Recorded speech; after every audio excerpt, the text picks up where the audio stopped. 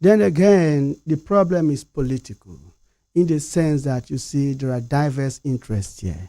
For example, attaching, a good sense of pride to language. Now, if you want me to speak, for example, they say we have three major languages in Nigeria, the Hausa, Yoruba, and Igbo.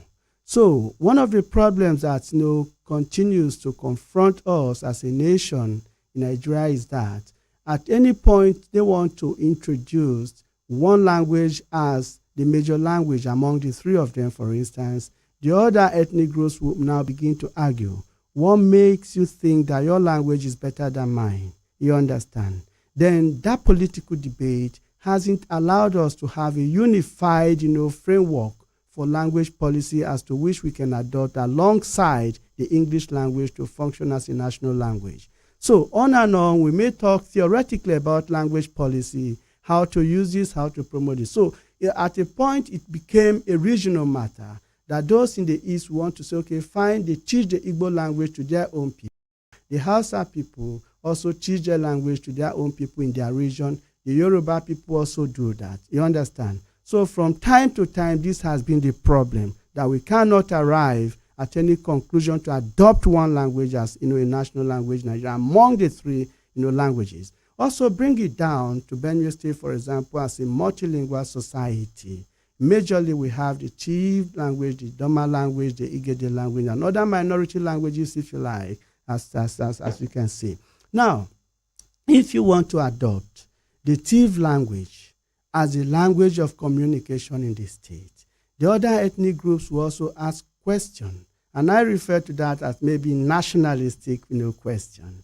Yeah, why are we going to be relegated to the background or not to be in the front burner in terms of language policy, or how our own languages too can be recognized as much as a Tiv language? You understand me? Yes. Then again, if you want to be democratic enough, you take a different lens to view that, argument. I say, okay, fine. All right, I think we can do it this way. Develop primers on your language, develop the orthography of your language, do this, do that, and let's, teach the Igede language to the student, teach this to this, and blah. And all of that, you can see that we still don't have one language as language of, wider communication in the state, but we have languages existing side by side. But that's okay to my mind, because if you see, one of the beautiful things about Canada, for instance, is that it is the most liberal, multilingual nations in the world. You understand me? Creating that enabling environment for languages of different races, different people to exist side by side without any discrimination and all of that. So that has been there, and that's maybe what the UNESCO program is pressing for, and also Nigeria is also trying to encourage, since the adoption of one language over others is not possible because of the political implication of it, or rather the ethnic question that might pop up as a result of that kind of policy. Okay, now let's come back to on the international scene. Mm-hmm. For instance, there are established protocols in the academic tradition that there are certain countries you go to as a Nigerian to study, and you need to take a language immersion program before you can even commence studies in such a country. Yeah. While Nigeria back home is prioritizing English as an official language. Given this circumstance, it is said that countries that do not even prioritize English as their official language, they do and transact businesses in their own indigenous languages. In terms of technology and science, they are far ahead of Nigeria. Is there any reason for this disparity?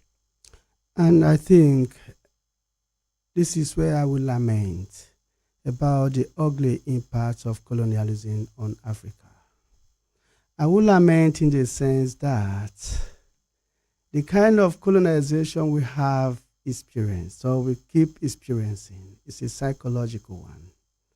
Our consciousness has been psychologically defeated in such a way that we are rapidly losing our sense of self.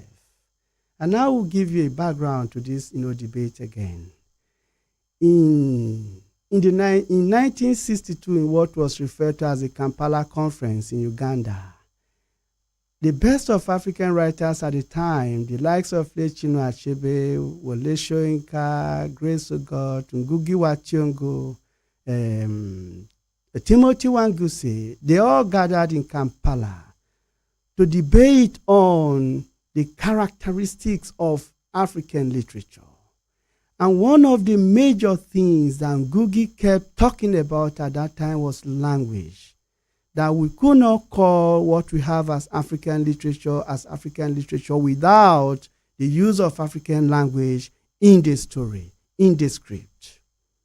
But then again, the likes of Chinua Achebe say, well, the English language has been bequeathed to us, and we have to domesticate it and use it in our own way. So that matter wasn't resolved. Then moving on, in 1966, to be precise, Ngugi took up the debate again when African languages were put down, that in fact the languages had no words and whatever by some racist scholars, all right, at the conference then. Ngugi took it up. And from that moment on, he began to say, look, my writing from this point now is a farewell. It's a farewell to the English language, all right. It is now going to be in Gikuyu all the way. If you read Decolonizing the Mind, right, the Decolonizing the Mind, all right? Yes. In that, book, the essential argument there is like, look, we have to, decolonize our mind, the mind that has been colonized for centuries. But that too isn't working. Despite his commitment to decolonization, to Pan-Africanism, that is not working in the sense that he has also gone back. When he started writing in Gikuyu, people were not buying. Yes. Okay, people weren't buying his book. So they have to translate, his books into the English language for people to be able to access or even buying that again. So the effect of the tyranny of the English language is very much on us. So when we come back home, why we cannot prioritize our own languages is simply as a result of what I had told you earlier on, that we want to be more English than the English people. We want to be more American than the Americans. And all the way through, that has a kind of psychological effect on our consciousness. Thank you. All right. Now, let's look at it a bit further. You teach at the university here in Benue State, at the Benue State University in particular, in the Department of Languages and Linguistics. To what extent are our indigenous scholars doing research that will document properly our indigenous languages, especially here in Benue State? Yeah. Yes. In my department, the chief people are doing quite a lot in terms of that.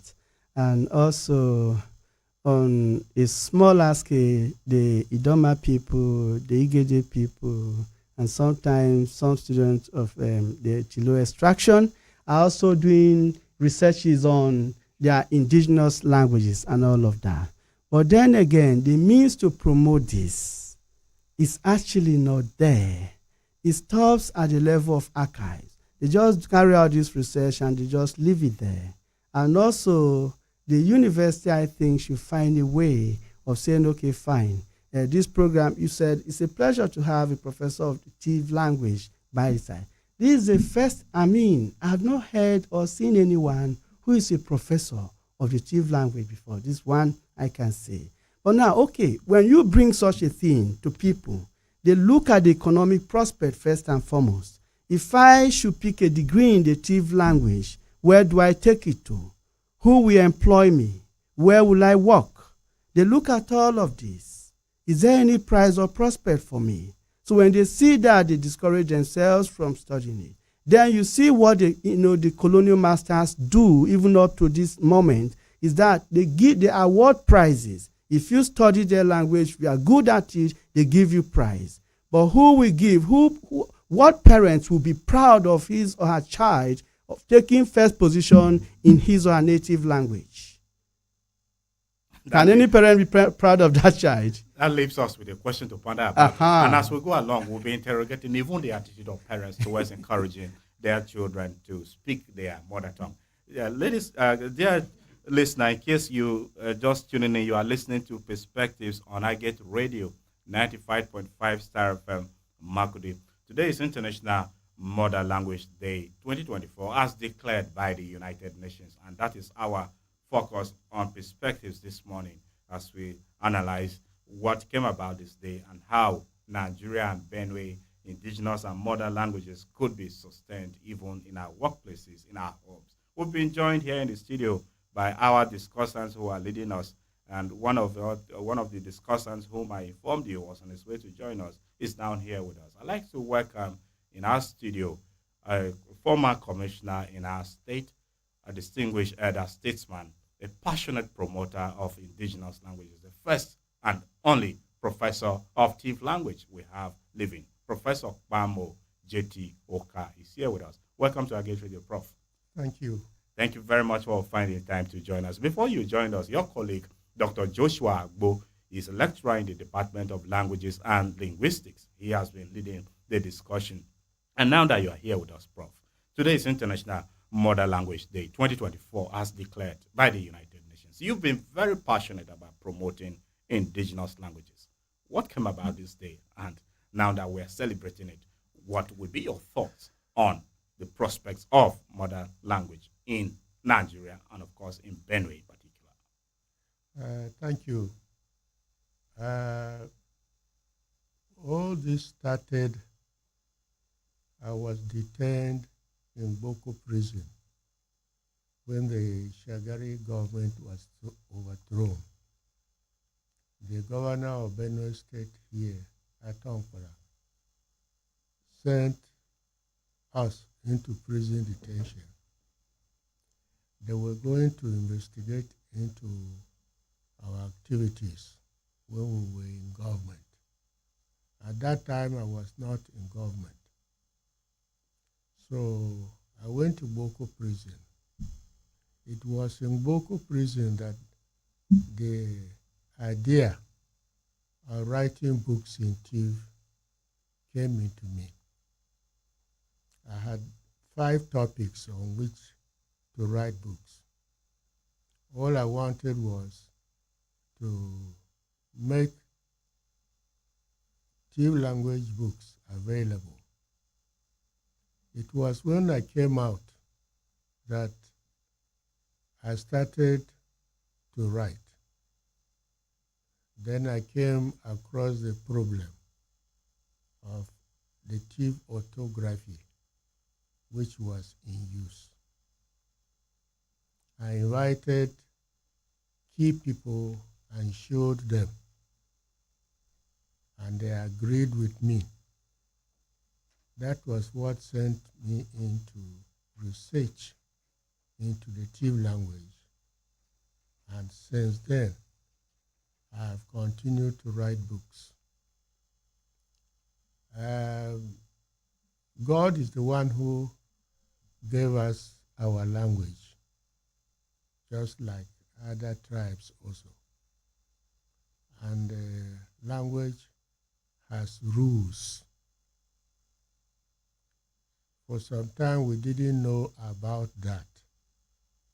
We were writing what we could write.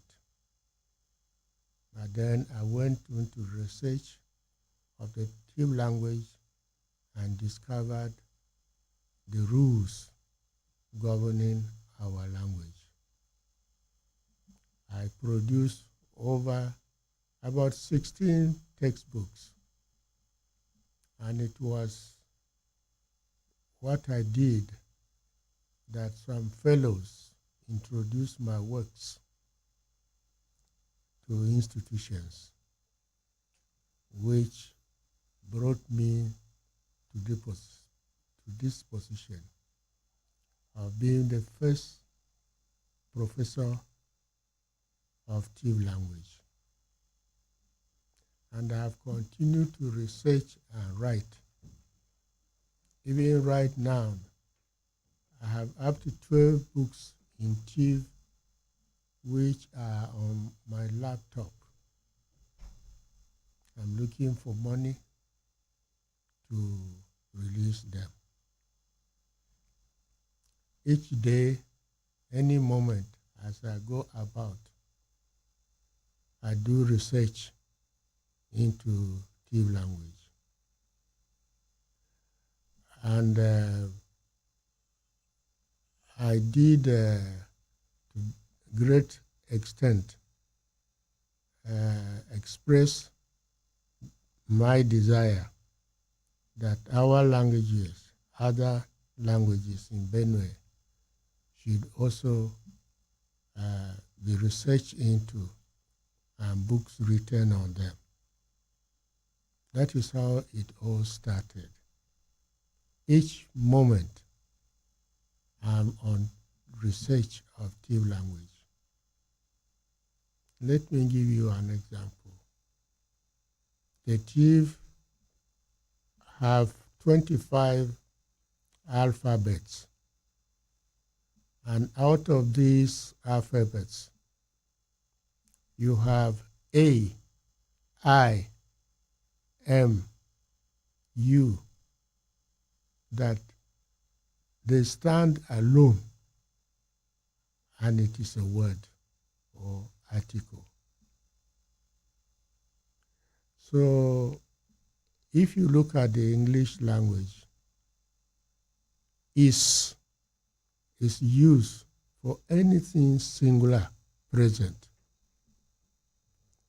and was is singular past, are for plural present, and were for plural past. That is what you have in English. Whether it is house, is, a goat is, a plane is, anything that is single, you use is. Now, when you come to the Tiv language, starting with one's body, Tioki, Shengi, Toku, Yamu, Weku, you have all of this. And the whole thing is that we have 9 classes. And what is important is the spelling. So this is what we have in Tiv. And the Tiv would take the alphabet A and link to a verb. It becomes a name. Here, the A is either directing or wishing. If you are talking of vea, for example, V-E-A, Yes. it means and. But then V-E separated from A means they will. So you should be sure that you don't write vea as a word throughout. You say John, vea kwasana, vea vahenya. The first vea is a word. The second vea is they will. So the A should be separated from the. There are lots of these things. Okay. As we go along, we'll isolate some of the areas of the orthography and speak to them. But Dr. Agbo, let me come back to you for now. You have listened to Prof. Does this in any way resound with what you have in the academic tradition? I'm aware that Tiv language is taught in the Department of Languages and Linguistics at the Benue State University. Yes. As a result of the idea behind the promotion of indigenous languages and also to encourage indigenous knowledge, the department made it a policy some years ago to introduce the 3 major languages to the department: the Tiv language, the Dama language, and the Igede language. So I have colleagues who teach these languages to students, and they are offered as elective courses. You see the irony of the whole Not thing. as core courses? Not as core courses. Okay. They are offered as elective courses. But why is this so? Yeah, it has to do with how we see ourselves. When he was talking about his prison experience, that reminded me clearly what happened to Ngugi in 1976. He was in prison for writing in Gikuyu, not by the British colonial government, but by the national government of Kenya. In 1977, Ngugi was imprisoned for deciding to write in Gikuyu. You see the issue of attitude I talked about earlier on. So those courses, those languages are taught as elective courses. If you want, you pick them as an option. And if you don't, you go for something else. Just the same way, in those days that if you spoke the Tiv language in the classroom, you'll be fined. That was called vernacular. Why the English language was the language of instruction, the best language that you should use in the classroom. You will pay a fine for speaking your own native language in the classroom in those days. It's still a spillover of that attitude down to the university level, that even we don't have the confidence to teach our languages as major, languages in the university curriculum. And also that boils down to the idea of prospect, the economic prospect. If I graduate with this, what do I stand to gain? What are my chances in job, places and things like that? So when people see that, they move away until we find a good reward system for those who are, for example, as easy as a professor of the Tiv language. How have we treated him? How have we valued him? And all of that. He is a custodian of that, culture, as far as I understand, as far as I know. But how do we value the custodians of our own traditions and cultures, and those who are there defending our heritage, linguistic heritage? That's a problem. All right. Prof, are you satisfied with the level of attention given to teaching our indigenous languages in our schools? I'm not satisfied. Some years back, we met the Commissioner of Education and told him that we wanted the Tiv language to be taught in our schools. He said that was fine, and it shouldn't just be the Tiv language, but other languages, Idoma, Igede, should also be taught. So they appointed a committee and made me the chairman to assist in teaching of our languages in our schools. And since then, we have worked with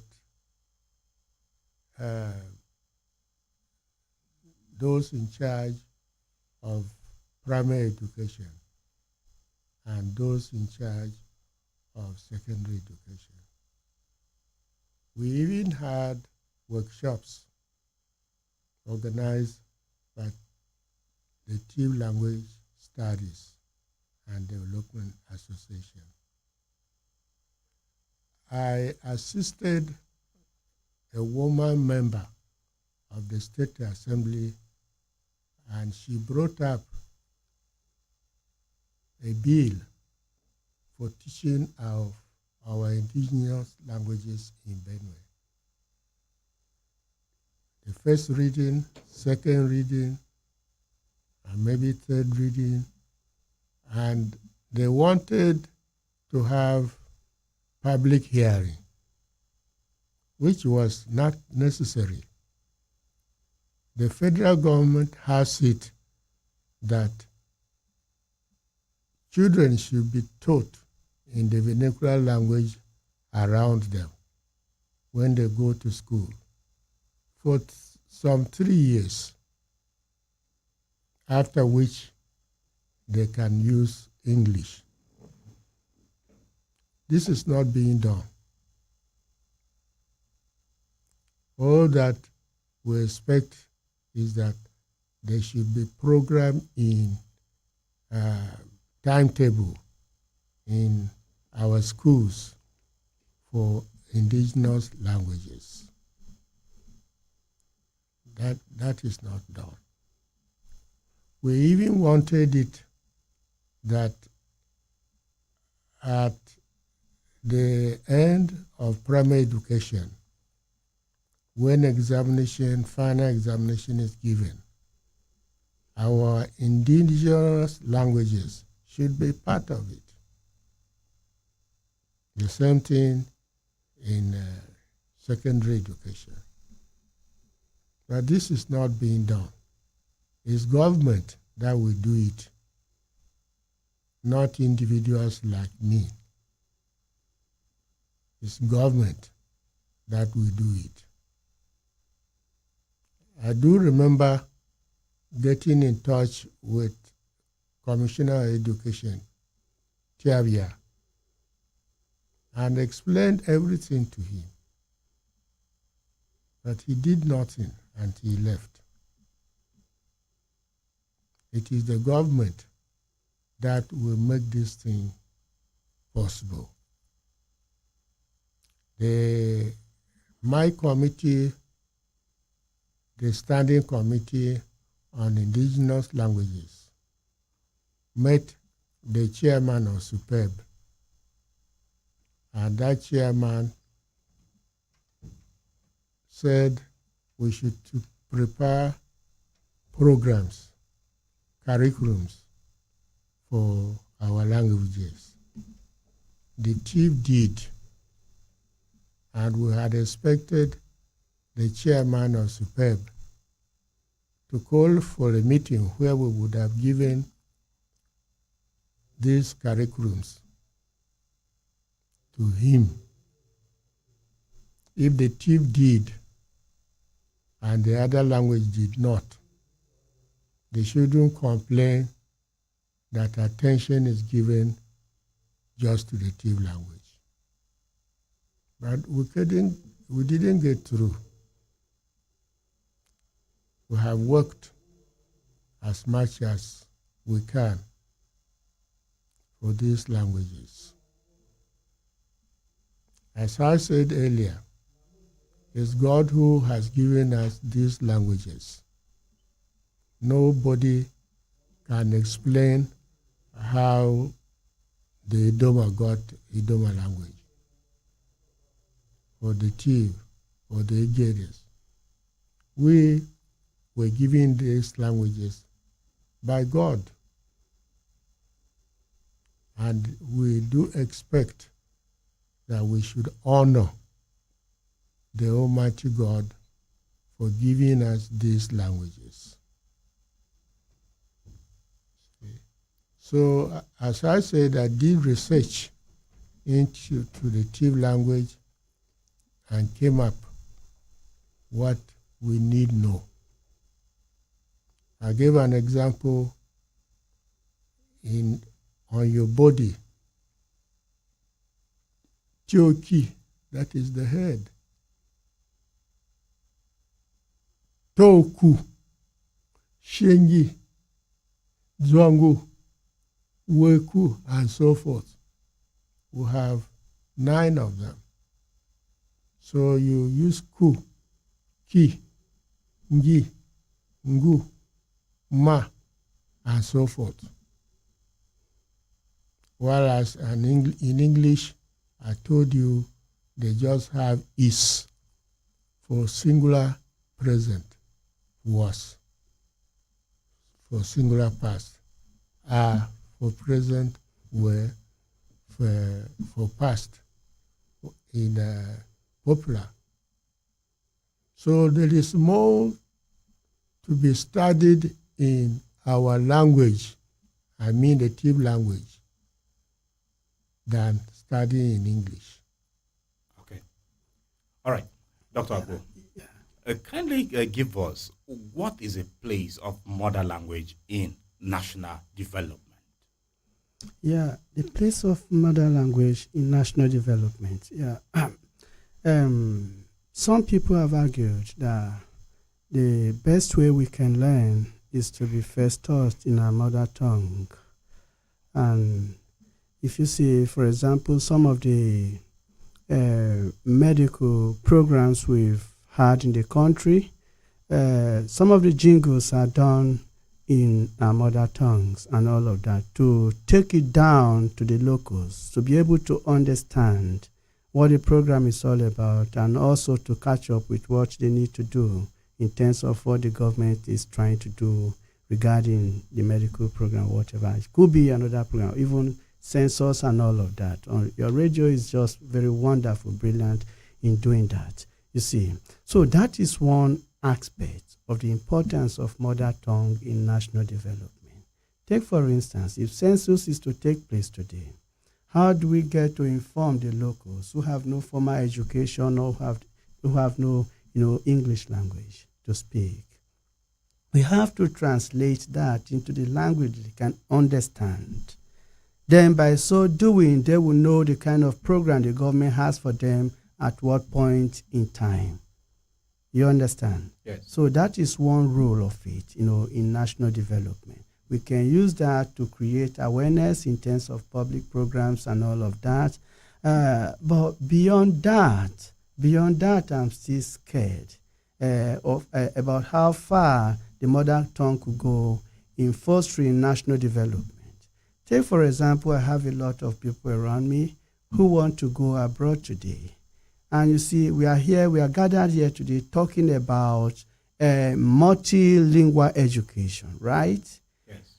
But you know what? It's all about coming into your world to see what is happening in your world. And I appreciate what is happening in your world. And you also come into my world to see what is happening in my own world that is original to me. And I appreciate that. But that is not the case here. How do you subject people coming from an English country, all right, to do a test of English language before they could gain a visa? With this Jackpot syndrome, for example, that is the kind of thing they subjected them to. And it's a humiliating experience to my mind. And a lot of people are craving to do that. And we talk about linguistic diversity, linguistic, multilingualism and all of that. Why are the authorities there not recognizing that this one, is coming from a different linguistic background, whatever language he or she has, we should recognize that as well in terms of promoting, cultural diversity and all of that, that we have to take all these languages together and say, okay, this is fine. Why are they not doing that? They only push us to start to learn their own language, all in the name or guise of, a UNESCO program, multilingualism, blah, blah, blah. But they are not coming into our own world to learn our languages and to recognize them as languages of the world. You see the problem here? So that attitude is also transferred into how we use. Sometimes you even come to some people. When you talk about this, let me share this personal experience with you quickly. I had a case at one time in the university, not a bad case anyway. It was something I needed an approval. And I went to this professor, who is also a Idoma, and I was laying my complaints. So he was busy writing. And I said, sir, are you listening to me? He said, yes, he's listening to me. Then at some point, he cut me short. He said, you know what? It's like your English is better than the Idoma language. So I want you to switch over to speak the English language to me. In BSU here. I'm saying it here publicly. I use it to teach my students all the time in dialectology class. And I looked at him. I sighed. So I switched as he requested. But the take home for me is this. It was not that he wanted to display any brilliance in the English language. No. It was simply a rejection of brotherhood. Don't get too familiar here. All right. I wouldn't want to help you. So switch to the language that is foreign to us. This language is the language that will establish brotherhood. So now I'm rejecting this kind of brotherhood. You understand? So that is the attitude here. Even learned people, professors, you speak the language to them and they want to create that barrier. They say, no. We don't want to hear this here. All right? Speak something else. And that is a clear rejection of brotherhood. It happens all around us. But I think your people are better off here. Because when you go, even as a non-native speaker, they see me and they say, they speak to me first in native language, all right? And wherever I could, take it up with them, I do. Then I'll say, okay, I can't go beyond this. You understand? Yes. That is how people show commitment to their own language. That is how people push to make their own languages being recognized in the scheme of things, and also to key into this national development agenda. But we are far away from that because of our attitude to the use of language that we have around us. Okay, Prof. Yeah. Listening to Agbo, he seemed to point that modern language, as we are observing it today, the European and of course beyond Europe, the European community seem to use language as an instrument of neo-colonialism. Do you subscribe to this? Let me say this. When the missionaries came to Cleveland, they had wanted to translate the Bible into Tiv. That made them to study the Tiv language. They also established adult schools and schools like that, so that when the Bible was translated, they will find readers. So that is how the Tiv language grew up and was written, and we still write it. So, as I said, God has given us these languages. So it is wrong, or let me say, it's a sin for us to ignore our cultural languages. We should respect God who gave us these languages.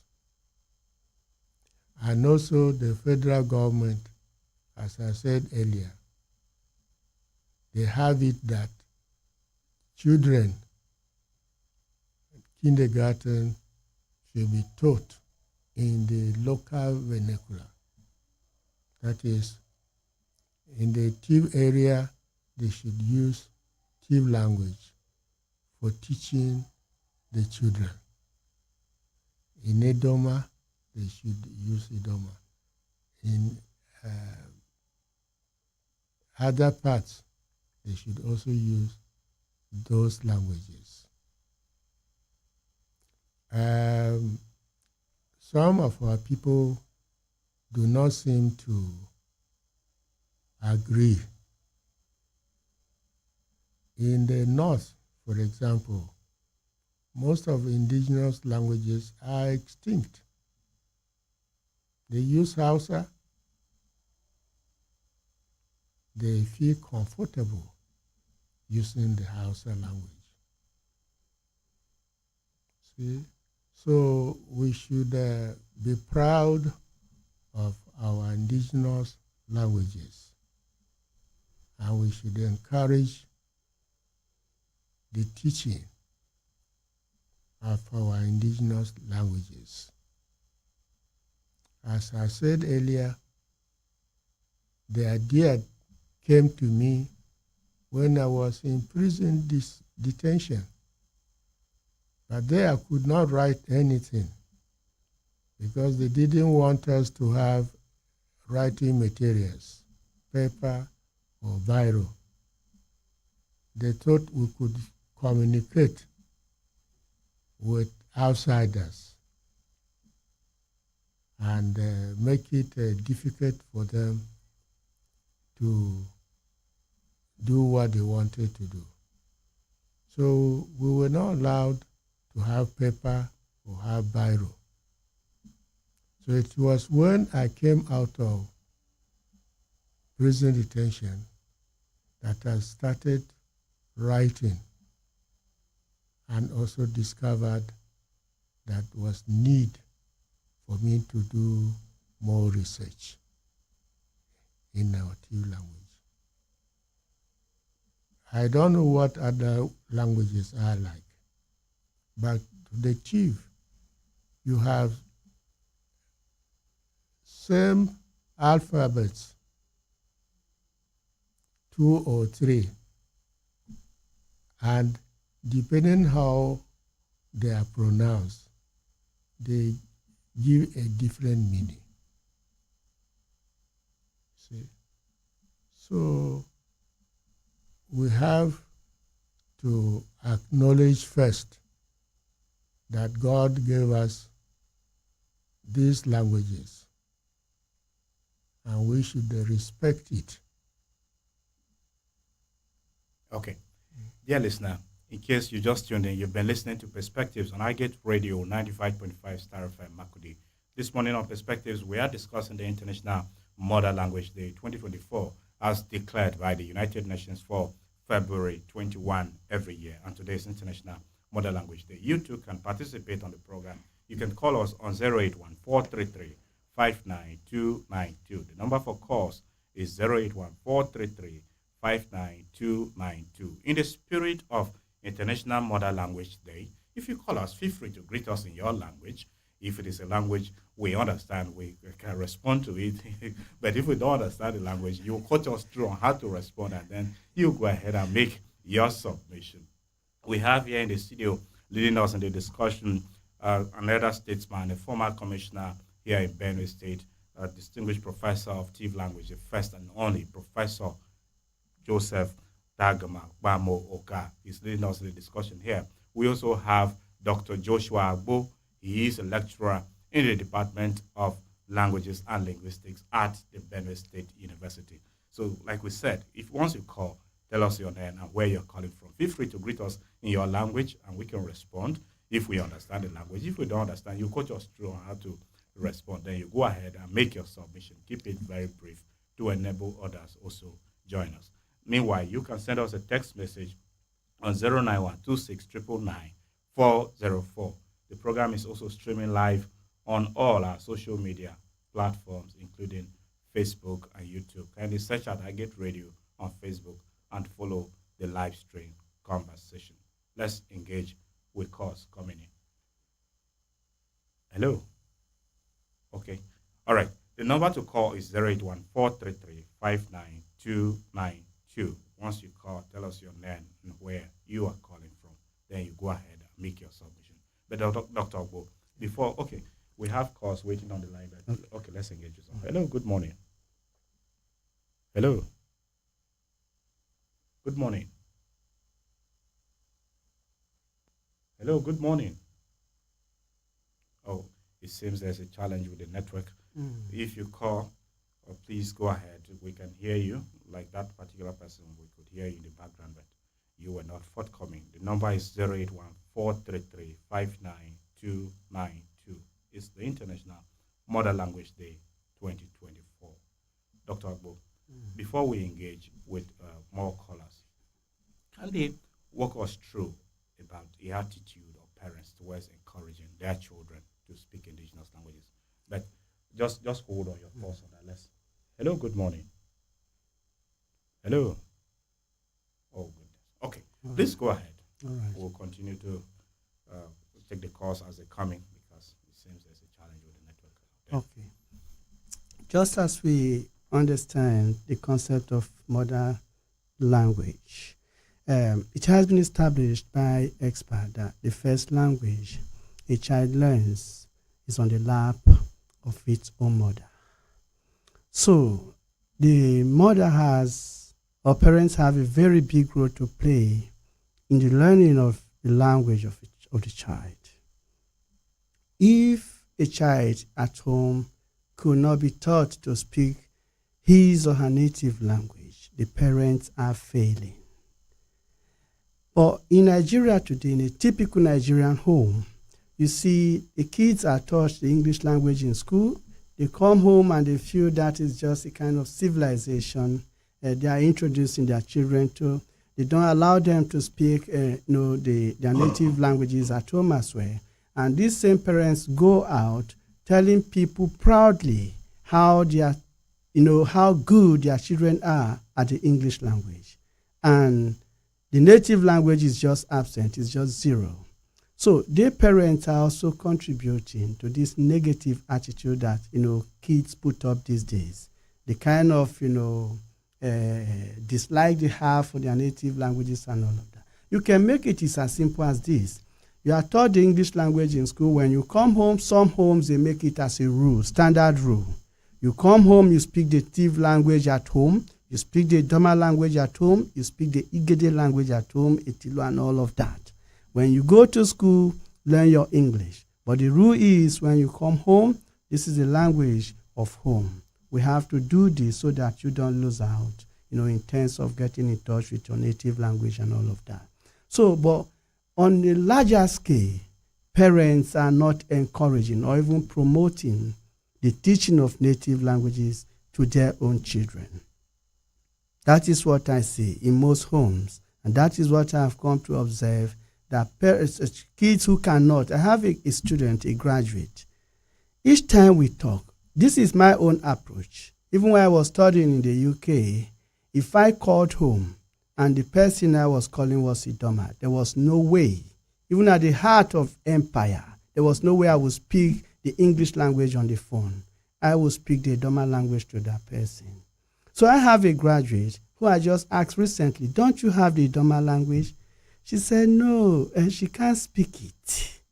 A graduate of linguistics and Idoma by origin, she can't speak it.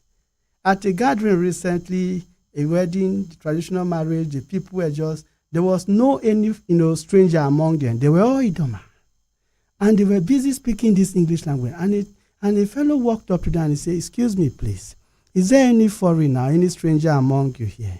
They said no, and he said, why can't you speak your language for once to yourselves here? You see the attitude. We think that is civilization, but it's a slavish imitation of the West. This is what they've given us, and we have no way of changing or detaching ourselves from that chain. Okay. Let me say this. Just a moment before you said something. Let's engage with some calls waiting on the line. Hello, good morning. Oh, okay. Please go ahead. Okay. Go ahead, Prof. Okay. I wanted to add something to that. People do not understand. They believe that for one to be said to be educated, it should be English language. So right at home, they start talking to their children in English language so that when they go to school, they will do very well. Mm-hmm. They believe so. And that is not the case. If you know how to read, write, speak your indigenous language very well, you are already educated. Yeah. It shouldn't be that it is one who is able to speak English, write English, that is said to be educated. That is where they have it wrong. You can be educated in TIF, not knowing a word in English. And you are educated. That's the thing. Okay, but Prof, on a general note, are you satisfied with the attitude of parents towards encouraging their children to speak the indigenous languages? Here in Makudi, you have parents who will say, my child does not understand Idoma, does not understand Igede or Tiv. Why is this so? This is what I have just said. They believe that for one to be said to be educated, it should be in English. So to them, they start talking to their children in English language right from the word go, believing that their children will excel when they go to school. But that is not the case. You can be said to be educated when you are able to speak and write your indigenous language. So people do not understand. Our language goes with our culture. You cannot be dancing a Tiv dance and be singing in English. It must be a Tiv song that you sing and dance in Tiv. See, many people do not understand. When we were in NKST schools in those years, we were being taught in Tiv language. Even the English language was being taught to us in Tiv, and we could understand very well. And when we went in for common entrance examinations, our schools did better than any other, because if it's an English word and you want to write it, you do the spelling in Tiv and you succeed, because the way the English write and talk is not the same. So when they saw nature in Tiv, you say nature, and you write that nature nature, and you are okay. People should be encouraged to teach our children in our vernacular languages. It's an advantage. Okay. Dr. Agbo, you were itching to say something. Yeah, just an addition to that, actually. Like when he was saying, the NKST, I think the NKST has done quite a lot in terms of promoting the Tiv language around here. What came to my mind was a kind of program Ngugi introduced at the University of Nairobi in the 1980s. After failing to get his MA at the University of Leeds, he got kicked out because of his involvement in Marxism. So when he went back home, he borrowed this concept from Abiola Irele. It is no longer from Spencer to Spender, all right? So when he went back, he changed the face of the entire, Department of Literature and renamed it from the Department of English Literature to the Department of Oral Literature. And that was to promote what was indigenous to the native Kenyans. Are you getting it? Yes. So the first step towards all of this, indigenization process of a policy is to first and foremost begin to introduce, programs that will actually encourage or help our people to see, themselves through the, native lens of viewing the world. That this is who we are, this is what we have. If you want to come into our world, then you have to learn what we have to offer to the world. You understand? But not just copying here and there. The white people are very clever, and they keep manipulating us. Now they say it is a global village. But you cannot cross over to the other side of the world without first, passing the English language very, very well. No university, to my understanding, up to the point I left England, was teaching any African language in any, UK university at the time. Are you getting it? Yes. So we have a long way to go.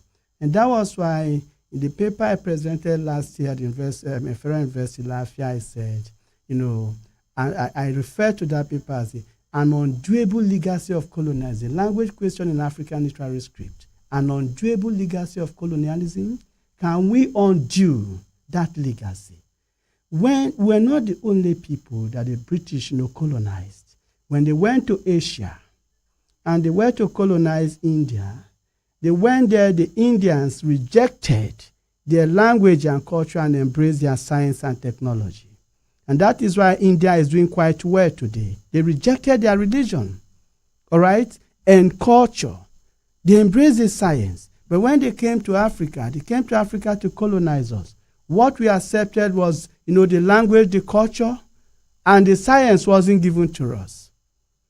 Inasmuch as we are encouraging the promotion of native languages today, in the area of sciences, maybe medicine, computer, and all of that, have we developed our languages to that extent that all of these, technical terms in the sciences are captured in our languages? It goes beyond the naming of the elementary parts of the body, or even, some basic, things in the language. But technical areas like the field of medicine, do we have the word for certain things or difficult areas like that in our native languages? We have a long way to go. Our orthography hasn't captured that yet. So it's a long journey for us. And that was why I was a bit skeptical and also asking a question. An undoable legacy of colonialism. Can we ever undo this? Thank you. Okay, Prof. Let's look at other aspects of the orthography, for instance, of the TIV language that you are a professor in. Generally, are you satisfied with the quality of TIV, the spoken TIV, for instance, in homes and even in workplaces that people follow nowadays? People have to learn, because take the case of orthography. What they learned was slightly different, because the expatriate who came to teach us Christianity, they were not thieves. They just had to learn and to be able to produce Bible in TIV. They didn't have the time to study the TIV language to be able to know much. So that's why they did that. For example, we have had to look into the Bible, and we were able to make some changes, not concerning the faith, but concerning orthography and some of those things. See? So there are some people who still feel that the wrong spellings which we used should continue. But as I have said, in English is different. If you go to America, they write Savior without you. But that is a nation. They can decide on their spellings and things they want. Right? If you come to Benue, that is one nation. We shouldn't have different spellings. It should be one, unified. And so people should be able to understand this. Let me give you an example. Yo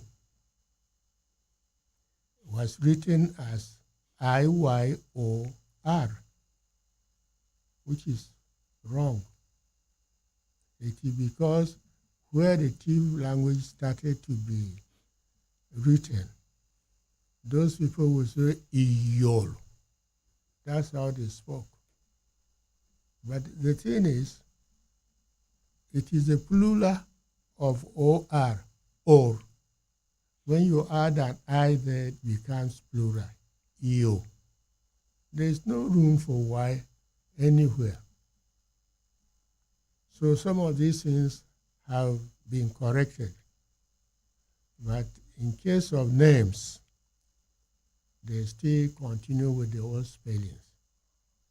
We don't bother that they should go and make changes, because some of their names have been through institutions, and they have got that standard. So we don't bother about individual names that were written with the old spelling. But now we want people to understand it. Yesterday, I met a boy who said he wrote the spelling of hand, Yes. W-E-G-H. And his teacher said it was wrong. You should be you at the beginning, with, but when we revise the Bible, you take it, you look at the spellings there, and they are okay. We have improved orthography by the Tiv Language Studies and Development Association. And that is what we expect people to use. The language covers not only the language, the culture as well. So people should be patient and learn what they are to know. This orthography that is developed, is it acceptable based on the curriculum, for instance, that is available for the teaching of Tiv language in our universities and schools, for instance, if at all they are implementing that in the curriculum? Well, the thing is, as we understand better, we were able to develop our orthography to be sure that we should be able to write any word or name in Tiv accurately. As I gave an example Yes. of Iyol, the people over there in Katsinala, Yes. and Nukun, the way they used to speak, they would say Iyol. And it is not Iyol. You have all as singular, and you add I for plural. So they shouldn't be writing yo with Y. But people are quite happy with the improved orthography, and they are able to write anything in the Tiv language. Okay, let's try to engage with some callers. It's quite unfortunate, dear listener, we are having a technical challenge with our regular call line, which is why we are unable to take your calls on the program for now. But our technical team is working on that, and we hope that soon enough we'll fix it and we'll be able to engage with those of you listening to us and would like to make contributions on the subject matter. Dr. Agbo, let me come to you now. Are there variations in our indigenous languages, and how can they be effectively addressed with continuous improvement of curriculum development in those languages? Yes, Dr. Agbo. Okay. Yeah, variations in languages. Yeah, if I understand that question clearly, I would say yes, by what I know by variations, because the rule, every language has its own rule, and language is a rule-governed activity. The rules that govern the workings or the operations of the Tiv language are different from the rules that govern the Doma language as well as other ethnic languages within the state. Yes. So there are variations. And that is why if you want to design a curriculum, you design based on the system of the language you want to use as an instrument or of instruction. You understand? So I cannot take or maybe design a curriculum based on the Doma language and equate it to that of the Tiv language. It will never work. Okay, fine. There are variations, there are differences, but maybe we can have at this level, at the primary school level, we can say, okay, we want to start with the basics. That the basics in the Doma language, yes, you can teach them that. That way we can harmonize the differences or the variations.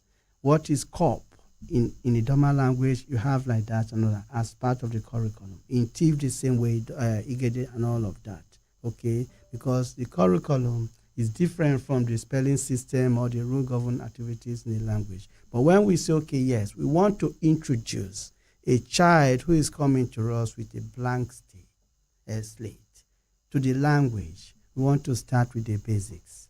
What is your name? What is your name in Idoma is the same as what is your name in the Tiv language. The sentence structure may not be the same, but the question is the same. And the answer, the conclusion is also the same. My name is this and all of that. So we can have that, as the same across languages. But where the variations exist are the areas of the spelling system, the phonetics and all of that, and the alphabet, as I was talking earlier on. And you can see over time, even within the Tiv language, some professors, my good friend and teacher, Professor Ina, would say the Tiv language doesn't have dialect. When I used to teach dialectology in those years, one of the approaches that I adopted in teaching my students was to send them to different areas through the senatorial district in Benue State. Those that will go to Zone C, Zone B, and Zone A, and they will go into the field to investigate into the existing dialects or the language structures and all of that, depending on what we want to find out, all right? So they will do that, and we could find variations. And I say, okay, consistently I've been arguing to, I am not a speaker of the Tiv language, but why do you have what you refer to as the Iharif, all right? Yes. They say, so is that not based on the dialectal difference? You understand me? Yes. So if there are, then of course the Tiv language has dialects or variations pretty much like every other natural language in the world. The Idoma has. Like where I come from, the Western Idoma, okay, my dialect, and probably that was why the professor I cited earlier on as an instance was asking me to switch it up. But there is no part of Idoma you come from, a Pagatu, whose dialect has no mutual intelligibility with the rest of the dialect in the Idoma language. No any other region of that Idoma speaking area that you can come from and you speak and no one else will understand you. It's not possible. You may have such variations in the Tiv language. Orthography, away from what R.C. Abraham, am I right? The colonial missionary who developed the Tiv orthography quite early on, yes, that they've been using ages that come of age, and they want to redefine the orthography. They want to take a look at how some that designed the program for their own language. Was that a true reflection of our natural language? Was there any bias in the process of drafting this for us? If there was, then we have to do it, the better way. I listened to a presentation, PG Defense, and they were yes. And we have to advise the student to keep it down first because that is a standard specific to what it has now. So variations or national languages and that's what I think. Prof, what is Tiv speakers for a particular Tiv speaker in another? Okay.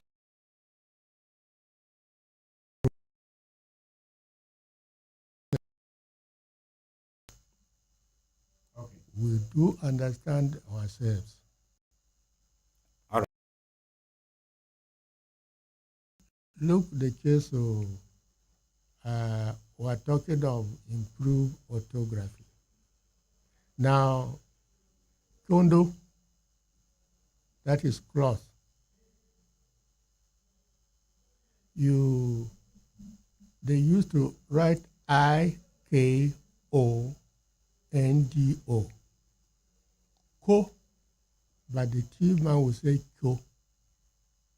So now we write Ikono with a Y. That is some improvement in orthography. Fia. You see, they used to write F-A.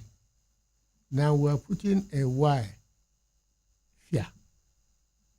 see, we are making some corrections so that what we speak, it is what is written. That's something like that. All right. Dear listener, in case you just tuned in, you are listening to Perspectives on Agate Radio 95.5 Star FM Akode. We are discussing the International Mother Language Day 2024 as declared by the United Nations for February 21 every year. Today is that day, and that is why we are focusing on it. In the interim, you can reach us on 09126 999 That line, which is for calls now, is 09126 999 We have technical challenges with our regular call line. So at the moment, you can reach us on 09126 999 for calls.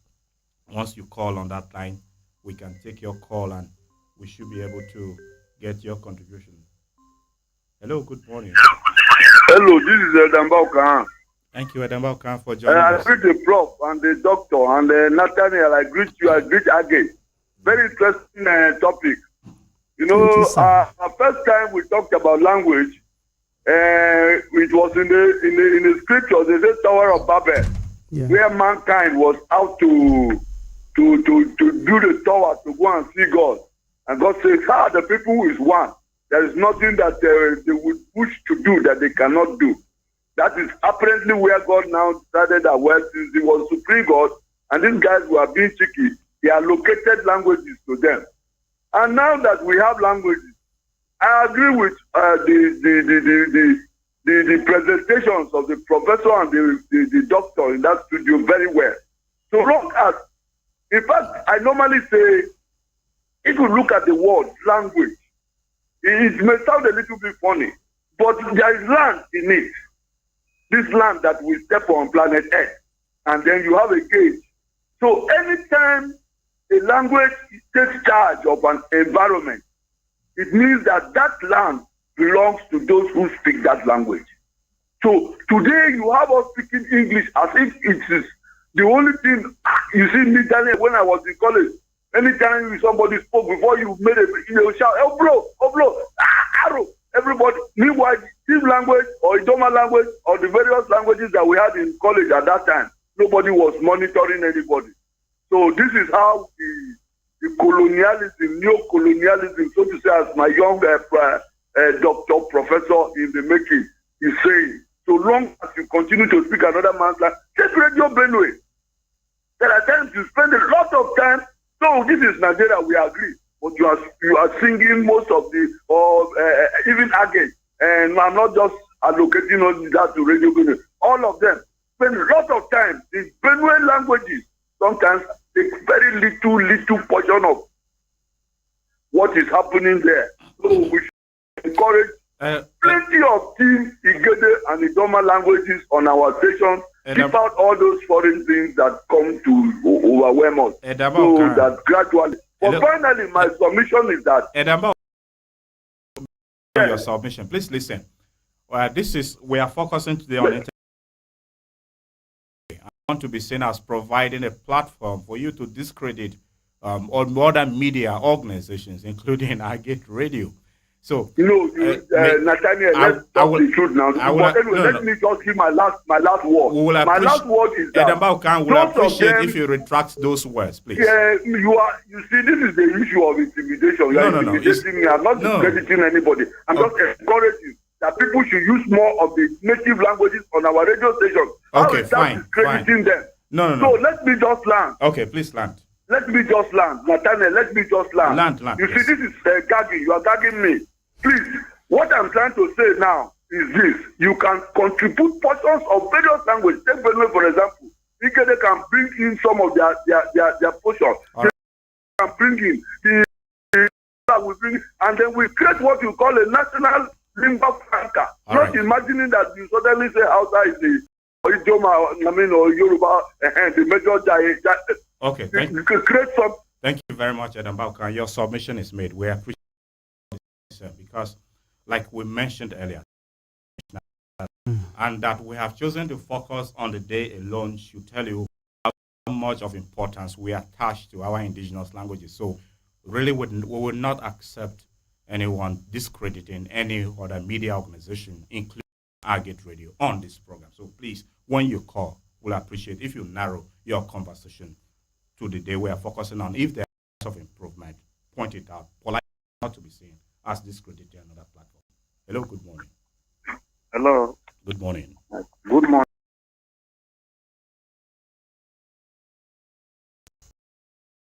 Yes. This is Edwin. Edwin, who? Edwin EJ. Okay. EJ. Yes, I'm speaking. I'm calling from Nakaro, Federal Court. Please, I wanted to first and foremost appreciate all the discussants and even especially the Agate Radio who have always been there to be the voice of people, especially this issue concerning our mother. You see, any language that anybody that did not have language are not complete. Even deaf and dumb, they have the sign. Language is very, very important in our life. With now that the white men have come with this English language, and then almost try to dispute us not to speak our language or not to go far in our language. Now the technology have opened our eyes. I want to appreciate the two professors, especially. They spoke very well. Now you see, for the effect, I want to speak on the to effect and how we will go on this thing now. Now I want to use Ogun State. Ogun State, they have community radio station. That station is only their language that they speak, and they teach their language there.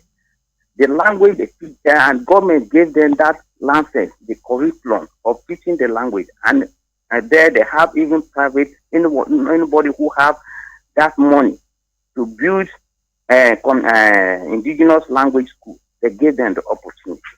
If, for instance, in our state here, the government can do that, I think it will improve. Even the television station, that they showcase their culture practically, and they touch everything that they see. So I'm appealing to government to improve on that, and you will see we will go a long way. Thank you, sir. All right. Thank you very much, Edwin, for your contribution. Community radio should be established to promote indigenous languages. The line for calls, once again, is 09126 999 404. 09126 999 404. That line is available for calls and messages as well. WhatsApp and regular SMS. Hello, good morning. Hello, good morning. Good morning to you. Welcome to the program. Thank you. This is Lois Agbike. Lois who? Agbike.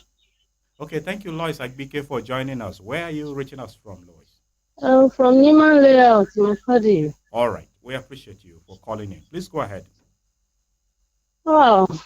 I had wanted to greet in my language and I forgot. It's And not... man. Okay, so that sounds like it. How do I respond? Nole. Yes, Nole Cho. Nole Cho. Thank you very much for joining. Yes, I just tuned in a while ago. And I was very impressed at the subject you're discussing this morning. I really appreciate. All right. Yes. So I want to say, sorry. I want to say a big thank you for this program. Personally, I have also observed that a lot of people, I don't know why, but they don't like speaking their language. Let me just give an instance. There was a day I was passing, I saw somebody I know very well, an elderly man. I greeted him in the language. He pretended as if he did not even hear me, and then answered me in English. I said, "No, sir. I'm greeting in Igede. I'm an Igede person." And then he was like, "Oh," and then answered in the language. I was so angry. It's not supposed to be like that. Anyway, that aside, I've discovered that parents, definitely I see this as the role. Parents have the sole responsibility of bringing their children, training them in their own mother tongue. But sad to say, a lot of children, especially those living in towns, they have decided to use the English to train their children, and they grow up, they cannot speak their own language, they can't even understand. Imagine you are with visitors and you cannot say anything in private with your children because it has to be English. So I want to appeal to parents like myself. We should endeavor to live up to our responsibility as parents to teach these children our own language. Okay. Yes, they should learn it from us. And then I also want to appeal to the government too, like the rest are saying, let them try to, include this in school so that children will be taught these languages. It will help to go a long way. Thank you very much. Thank you so much. Thank you, Lois. Thank you. I appreciate you. Thank you. Mm. Hello, good morning. Hello. Okay, we lost connection with that caller. Hello, good morning. Hello, good morning. Welcome to the program. Yeah, thank you. I'm Moses Anu, calling from Manu Village, Makodi. Thank you, Moses Anu, for joining us. I'm Professor Urula, Professor J.T. Oka. Yes, Professor Lomoshon, you want where? Professor, so program, all right. Thank you, Moses. Now go ahead with the rest of the conversation in English. Thank you. My contribution is that indigenous language is most important in every society. So what I will appeal is that let the House of Assembly enact a law that will back this indigenous language from primary school to secondary school and tertiary institution. That will do us better. If not, they are teaching chief language in university and they can't start it in the primary school. But there are these ideas that they say catch them young. So I think that will help us. Okay. Thank you. Thank you very much, Moses Anu. We appreciate your contribution. Yeah. Thank you. Moses is advocating that the House of Assembly should enact a law for indigenous languages to be taught in our schools. We appreciate your submission. Hello, good morning. Hello, good morning. My name is Peter Aifa, calling from Nyojungu. Thank you, Peter who? Aifa. Oh, thank you, Peter Aifa, for joining us. Ninde nina. Sinde dido kwaza yogachi. Waponde bangbanga. West out. Prof Kwashi Dr. Agbo. Thank you. Program that was brought up today is a very good program about the mother's tongue, Day for the Mother's Tongue. Actually, so many people in the society today, they are neglecting their mother's tongue, which is very wrong. Because when you are born, you have to know your dialect first before you begin to know other people's dialect. And it will enable you to speak other people's dialect, even English, more fluently than learning other languages. So, like in some cases, I was born in the north, in the Hausa land. I was born in Zaria. I grew up in Zaria. So when we were coming up as children, we were unable to speak our dialect. So one fateful day, 1 year like that, we were to come home for Christmas. And our father took us home in Tivland. I'm from Ushongo. He took us home, and after the Utah season, we had to go back. He took his part, and then he drove his car and left us home. We were crying. So he drove back and asked my mother that the next day, which was on Monday, she would go and put us in primary school. So when reaching there, we speak English, we speak Hausa, and these children would not, our co and classmates could not understand English very well, could not understand Hausa. And at the end of the day, we started learning our languages. I speak my dialect today very, very well. So he has helped me and he's helped the other children, all of us. So I believe that when you know your language, you know it very well. And there's people, my friends always said, when you travel to Russia, before you start anything over there in Russia, you have to learn Russian language first. So why must we take on our own, we leave our own languages here and begin to speak English? You find out in Makodi here, one will say, I don't know how to speak Kiwi, I don't know how to speak Idoma, I speak only English. It's wrong.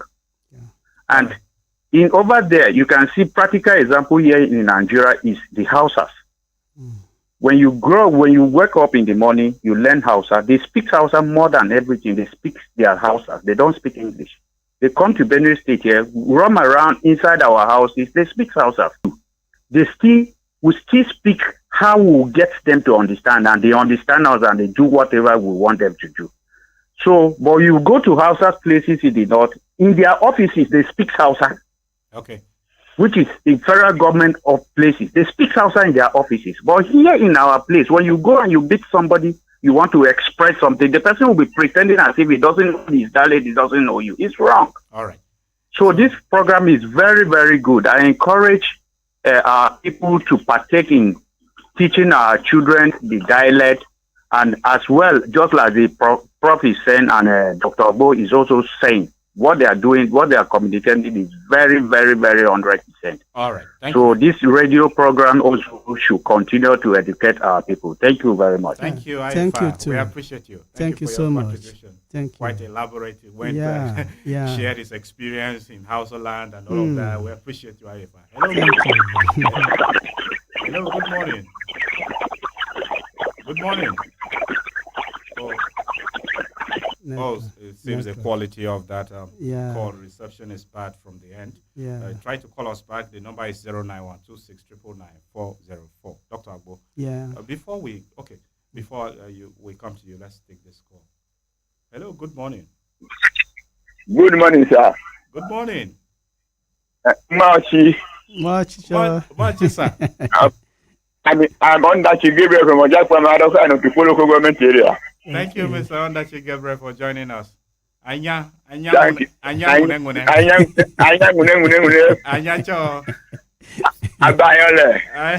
All right, thank you. You can't go beyond that again. All right. But my guests, I give them regards. Thank you. My regards to the guests. All right. Thank you very much. Especially you don't mind man there. Like what you are saying, you have done justice to all what you have got to us this morning through a great radio. My shame, what I call it shame is that if in Nigeria here, if you look at the map of Nigeria from the middle belt down to the south, it's where this our language is neglected most. Go to the far north, you can't see Hausa or find any Hausa man speaking English in his office or in his home. Yeah. When they travel out, they speak their language, and we are very proud of it. God knows why He has given us this language. So we have to be proud of it and make use of it. I go to the parents first from home. Even when they go to some place and give birth to children, they do not speak their language to their children. Rather, they say, I know go, I go come tomorrow. Is that anything? And the language, the children may know that it is the language that brought them up. So they go out to speak to other people. I know go, I go come today. It's not a recognized language. So what I'm saying today is that let us go back to the old system of studying vernacular in our schools. Like during our days, we have timetable, and we have two periods for this timetable. One period for cultural dances, and another period for storytelling. Phase of the tales, where we told our stories from the past. We call it Ikin about the turtles, the wise turtles. We tell these stories in our language, and we learn many things from it. Right. So when we are going to be proud of our language, we have to be proud of it and say that it is the God-given gift. Okay. For that, I want our people, like our guests are saying today, when they go back to the offices, let them agitate for it again. Right. Take to the House of the Assembly, so that we can make use of it again. Thank you, sir. Thank you very much, Ondachi Gabriel. Thank you, Anya Ogbani. Thank you for your contribution. Okay, Dr. Agbo, looking at, listening to the reactions of the callers, you will know that they are not satisfied with the way our indigenous languages are being promoted. Yes. What can be done to promote it further than the recommendation for the State House of Assembly to enact a law? Yeah. Let's speak to that as we gradually try to draw our curtains on the program. Okay. Yeah, to my mind, what could be done about this is to be conscious, deeply conscious about the look. This is a language we've got. If we reject our language, if we allow it to die, then it will pose an existential threat to us. The other lady that called was like, in your home, if you cannot speak, your language to your children, for instance, you have a visitor around, you cannot talk to them, privately. You talk in a way that everything you are saying in the language that is understood by everyone, that thing is exposed to everybody around. And that is not good. So first and foremost, to say, okay, what can be done about, this cultural revival? How to, go back to the drawing board? Someone was talking about the state legislation. It's not just the mere paper pronouncement, but also the problem is the implementation. Can we be serious about this? Bring in experts on board, design the program, what we should know, how it should look like, and what should be done.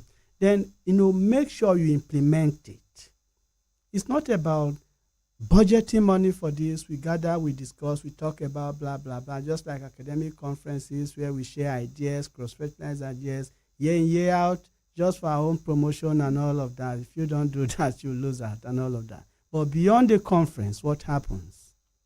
You understand? Yes. So we should also ask that question. It's not just about the legislation to promote indigenous languages or to gather on a day like this, that NGOs from all over the state or across the country might want to say, okay, fine, we can lash onto this and get some money from donor organizations and all of that and make bucks out of this. No, we need to be intentional about this. We need to be serious about it. And yes, it's about us, and we want this program to, be on the ground to help the generation coming after. Because I tell you why I'm saying we have to be intentional. I tell you what, because we can be hypocritical about this too.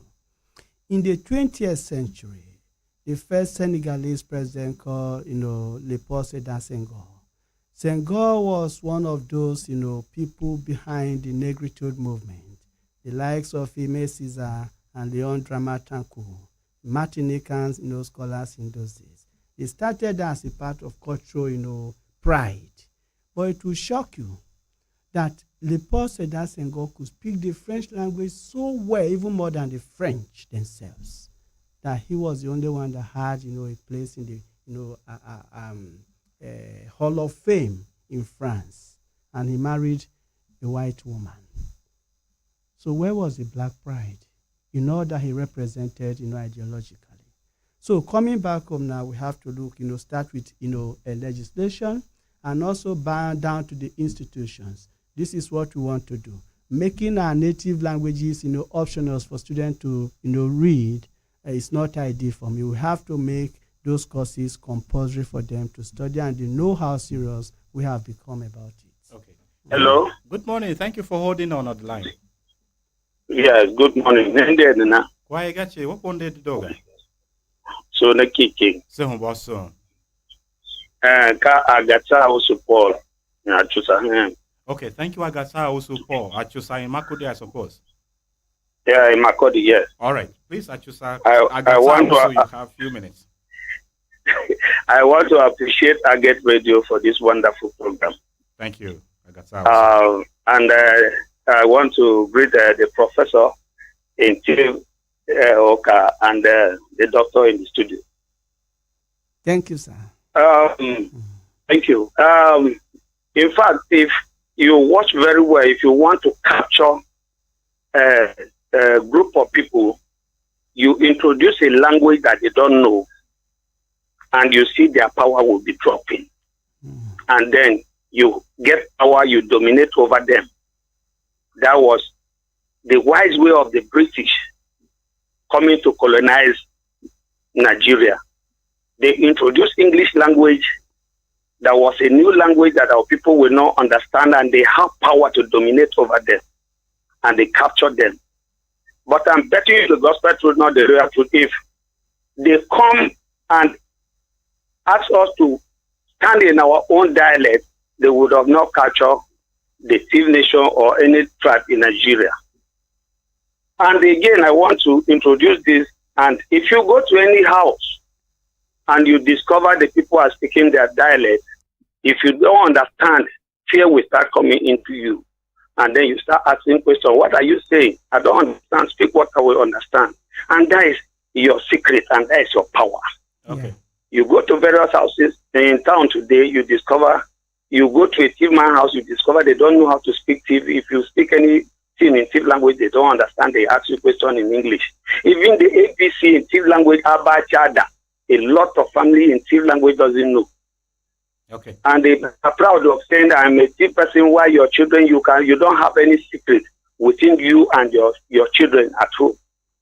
There are, in those days when we were young, our parents used to teach us that those days there was an issue that came, and the father called some of his children and told them in his dialect, somebody now, and all the children run away. All right. The people that were there did not understand. So if you speak your language, you have a power to dominate on anybody. All right. Thank you very much. So I really introduce government to bring out part the Tiv language, and the churches are trying because they read in Tiv, the Bible in Tiv, and then they preach in Tiv and in other tribes. I understand, but thank you. The government should introduce it in primary school and secondary school. Thank you. Thank you very much, Agatha. Also, thank you. That's the last call we'll take today. Prof, let me come back to you.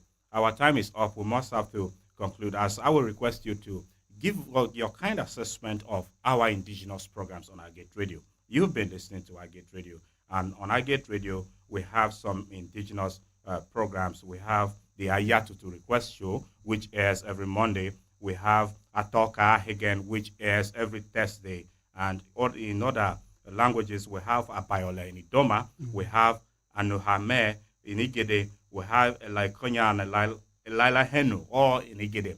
Speak to us. Are you satisfied with the way Agate Radio is promoting some of this? Extent, I'm satisfied.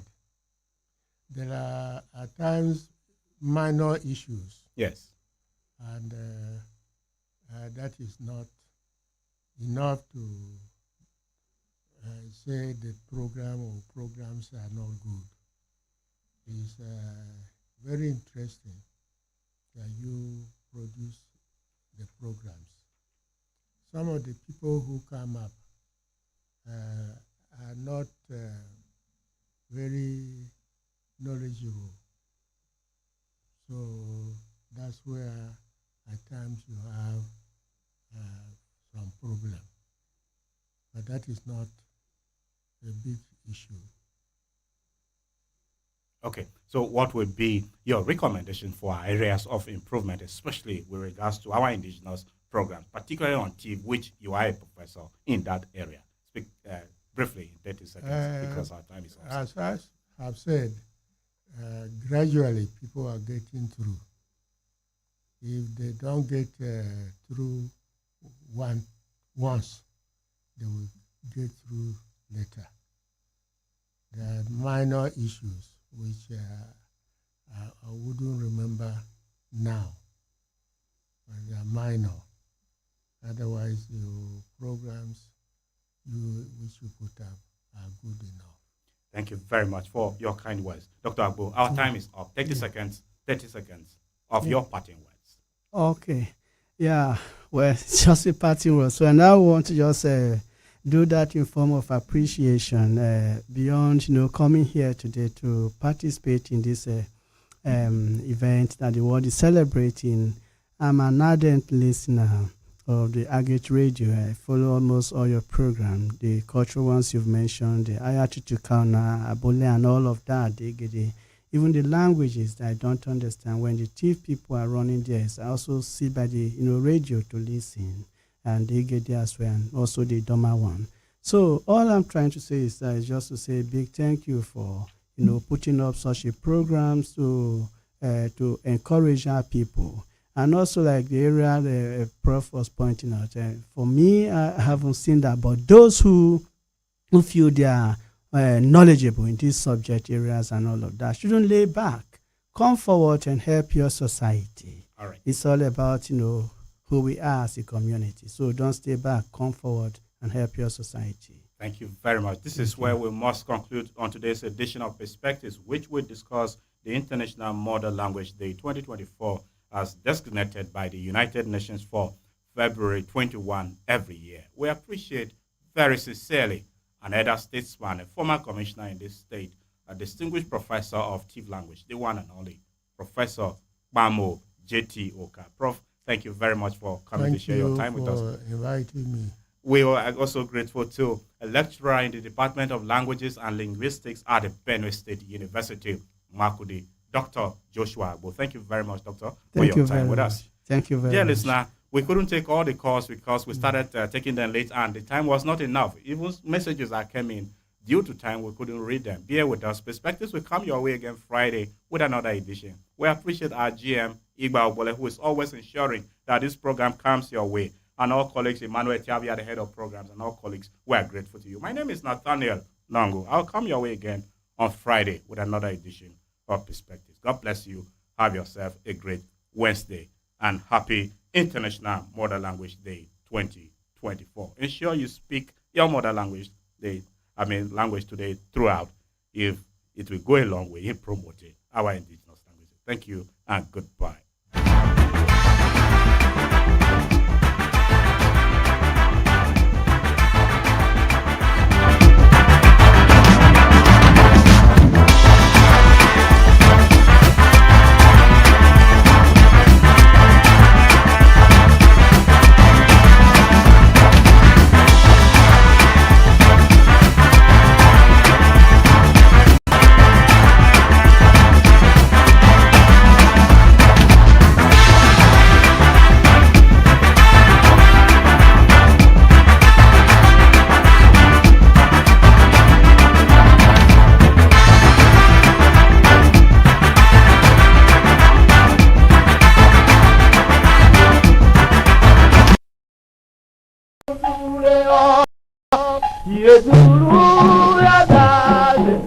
This is Benue State, popularly